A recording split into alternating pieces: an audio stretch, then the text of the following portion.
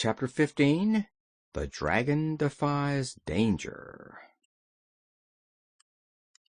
Although the journey through the tube was longer this time than before, it was so much more comfortable that none of our friends minded it at all.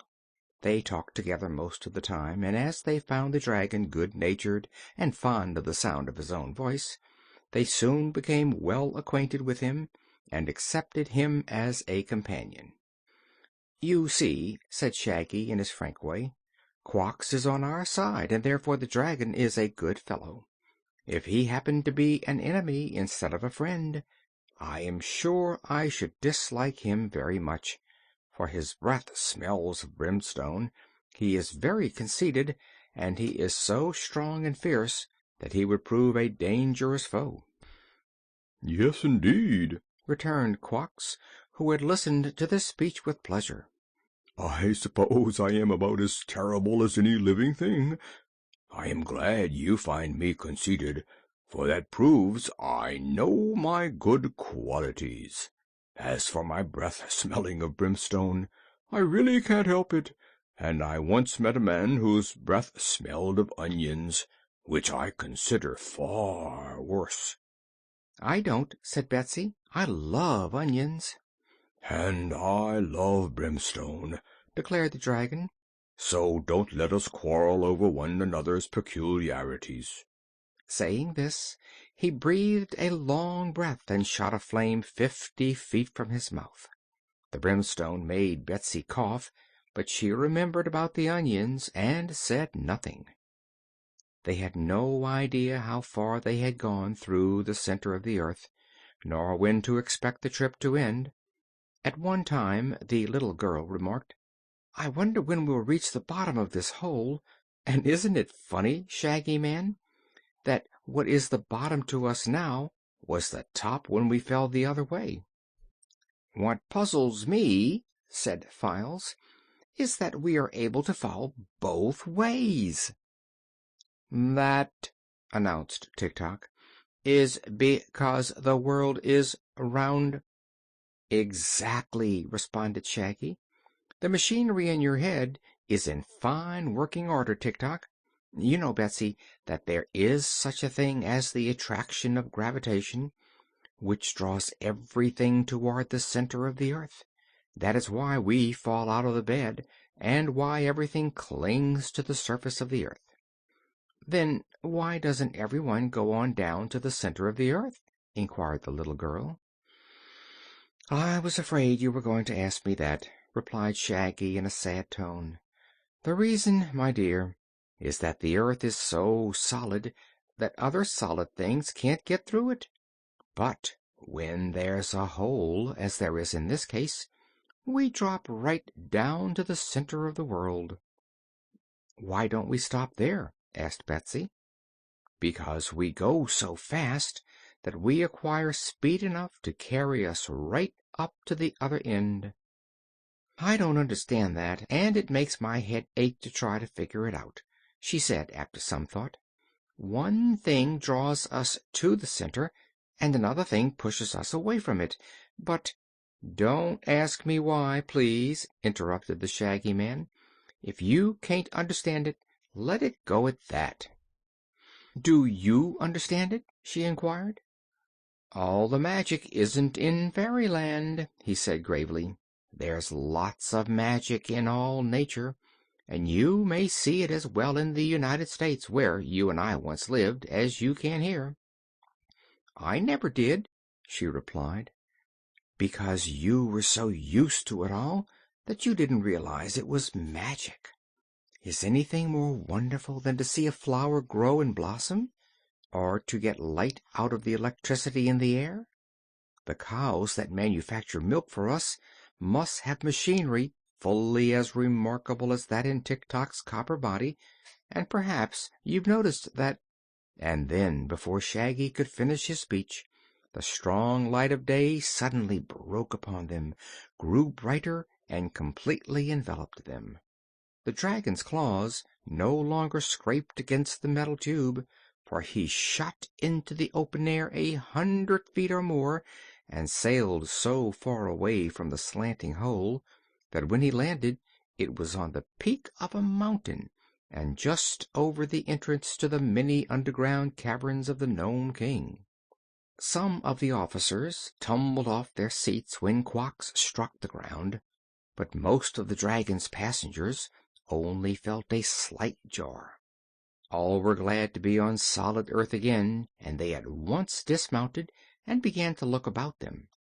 Queerly enough, as soon as they had left the dragon, the seats that were strapped to the monster's back disappeared, and this probably happened because there was no further use for them, and because Quox looked far more dignified in just his silver scales. Of course, he still wore the 40 yards of ribbon around his neck, as well as the great locket, but these only made him look dressed up, as Betsy remarked. Now the army of the gnomes had gathered thickly around the mouth of the tube, in order to be ready to capture the band of invaders as soon as they popped out. There were, indeed, hundreds of gnomes assembled, and they were led by Guff, their most famous general. But they did not expect the dragon to fly so high, and he shot out of the tube so suddenly that it took them by surprise. When the gnomes had rubbed the astonishment out of their eyes and regained their wits, they discovered the dragon quietly seated on the mountainside far above their heads, while the other strangers were standing in a group and calmly looking down upon them. General Guff was very angry at the escape, which was no one's fault but his own. "Come down here and be captured," he shouted, waving his sword at them. "Come up here and capture us, if you dare," replied Queen Anne, who was winding up the clockwork of her private soldier so he could fight more briskly. Guff's first answer was a roar of rage at the defiance. Then he turned and issued a command to his gnomes. These were all armed with sharp spears, and with one accord they raised these spears and threw them straight at their foes, so that they rushed through the air in a perfect cloud of flying weapons. Some damage might have been done had not the dragon quickly crawled before the others, his body being so big that it shielded every one of them, including Hank. The spears rattled against the silver scales of Quox, and then fell harmlessly to the ground. They were magic spears, of course, and all straightway bounded back into the hands of those who had thrown them, but even Guff could see that it was useless to repeat the attack. It was now Queen Anne's turn to attack, so the generals yelled, "Forward, march!" and the colonels and the majors and captains repeated the command, and the valiant army of Oogaboo, which seemed to be composed mainly of Tik-Tok, marched forward in single column toward the gnomes, while Betsy and Polychrome cheered, and Hank gave a loud hee-haw, and Shaggy shouted hooray, and Queen Anne screamed, "At 'em, Tik-Tok, at 'em!" The gnomes did not await the Clockwork Man's attack, but in a twinkling disappeared into the underground caverns. They made a great mistake in being so hasty, for Tik-Tok had not taken a dozen steps before he stubbed his copper toe on a rock and fell flat to the ground, where he cried, "Pick me up! Pick me up! Pick me up!" until Shaggy and Files ran forward and raised him to his feet again. The dragon chuckled softly to himself as he scratched his left ear with his hind claw, but no one was paying much attention to Quox just then. It was evident to Anne and her officers that there could be no fighting unless the enemy was present, and in order to find the enemy they must boldly enter the underground kingdom of the gnomes.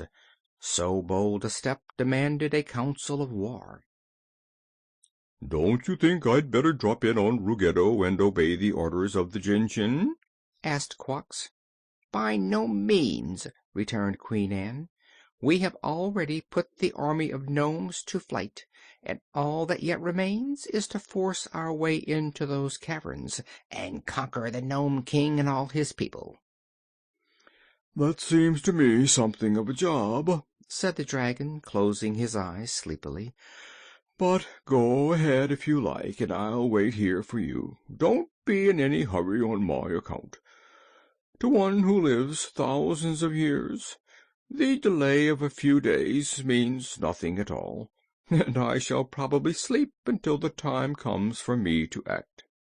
Anne was provoked at this speech.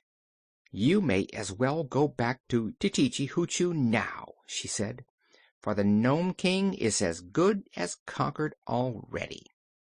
But Quox shook his head. "No," said he, "I'll wait." Chapter 15